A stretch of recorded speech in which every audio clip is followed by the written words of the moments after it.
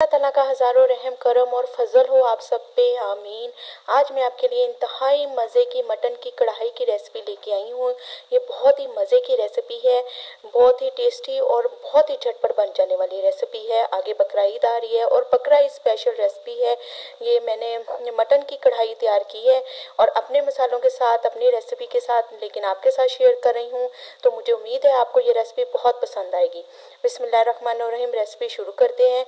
ये मैंने 1 kilo mutton लिया था, मटन का गोश्त लिया था। उसको गोल बोटी मैंने ली थी और उसको नॉर्मल साइज़ की बोटी मैंने करा ली थी। ठीक है, इन तमाम चीज़ों को आप अपने प्रेशर कुकर में डालें। और ये 2 मीडियम प्याज थे, इनको मैंने काट लिया था। और लहसुन अदरक का पेस्ट मैंने 2 बड़े चम्मच डाले हैं। अब इसमें मैं चंद मसाले डाल रही हूँ। इन तमाम चीज़ों को आपने प्रेशर कुकर में डाल के गोश्त को गला लेना है। ये 1 टीस्पून मैंने नमक डाल दिया है और 1 टीस्पून मैंने इसमें लाल मिर्चों का पाउडर डाल दिया है। हाफ टीस्पून मैंने हल्दी डाल दी है। इन तमाम और सूखा धनिया भी 1 टीस्पून डाल दिए। और पानी मैंने इतना डाला है कि जिसमें हमारा गोश्त बस डिप हो जाए, कवर हो जाए अच्छे से। पानी कम डालिएगा, ज़्यादा पानी ना डालिएगा, ताकि उसी पानी में गोश्त गल भी जाए और अच्छा से स्टीम आ जाए। ये देखेंगे, मैंने 15 मिनट के लिए प्रेशर कुकर लगा दिया था, जब तक मेरा गोश्त गल नहीं गया। अब ये अच्छे से गल चुका है। अब मैं इसे कढ़ाई में डाल दूंगी। ये मैंने दालचीनी के 2 छोटे टुकड़े लिए थे, 4-5 लौंग थे, 2 बादियान के फूल थे और छोटी इलायची ली थी 4 अदद।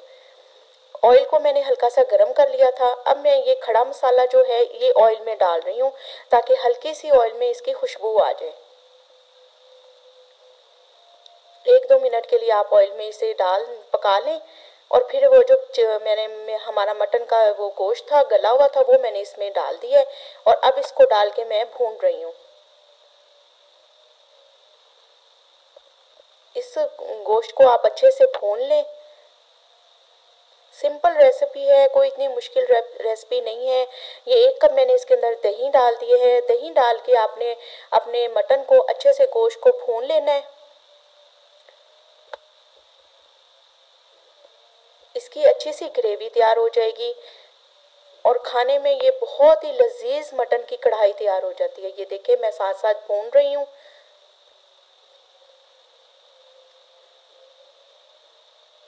ये हाफ टीस्पून मैंने इसमें काली मिर्च डाल दी है और ऑल स्पाइस गरम मसाला भी हाफ टीस्पून डाल दिया।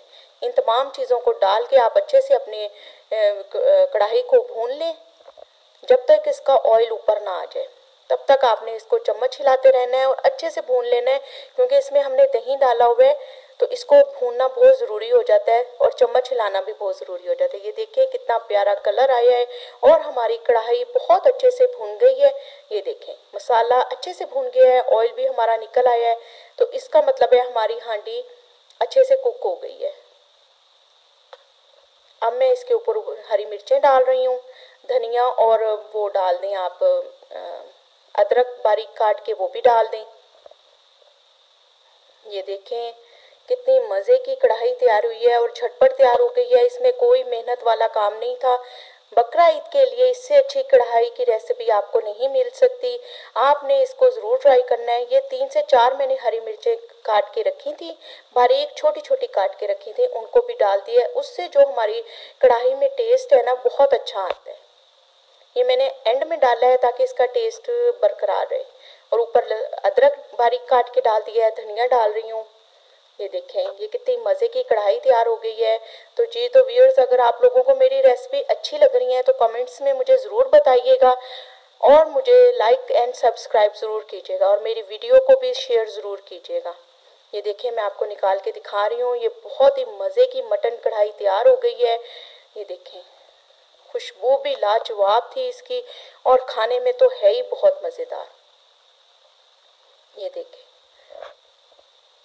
जी। तो viewers, thanks for watching my channel. ये देखें, अदरक ऊपर डाल दें और आप इसको गरम गरम पेश करें।